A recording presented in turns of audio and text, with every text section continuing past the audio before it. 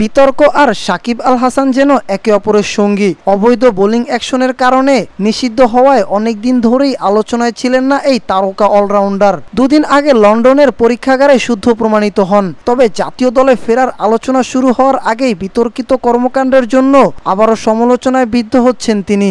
Online betting অ্যাপের বিজ্ঞাপন করে আগেও একবার সমালোচনার মুখে পড়েছিলেন সাকিব। বাংলাদেশের প্রচলিত আইনে অনলাইন বেটিং নিষিদ্ধ হওয়ায় সে সময় ওই প্রতিষ্ঠানের সঙ্গে চুক্তি বাতিল করতে হয়েছিল এই তারকাকে। কিন্তু 2 বছর পর আবারও সেই একই কাজ করলেন তিনি। OneXBet নামক একটি জুয়ার কোম্পানির সঙ্গে যুক্ত হয়েছেন সাকিব। আজ সাকিবের অফিসিয়াল ফেসবুক আইডি থেকে তার একটি ভিডিও সম্মিলিত ওই কোম্পানির বিজ্ঞাপন প্রচার করা হয়। গত 5 আগস্ট দেশের ক্ষমতার পট পরিবর্তনের পর থেকে সাকিবের আন্তর্জাতিক ক্যারিয়ার এক প্রকার থেমে গেছে।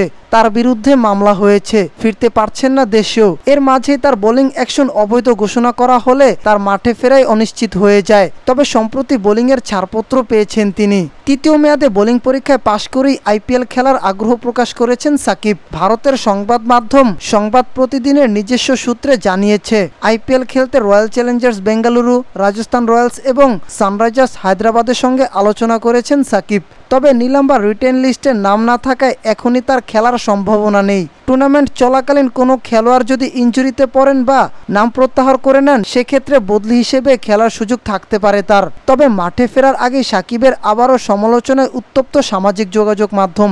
তারকা এই ক্রিকেটারের এমন কর্মকাণ্ডে একটু ছাড় দেওয়ার পক্ষে নন সমর্থকরা। বাংলাদেশের আইন ভঙ্গ করায় তাকে বিচারের আওতায় আনার কথাও বলছেন অনেকে।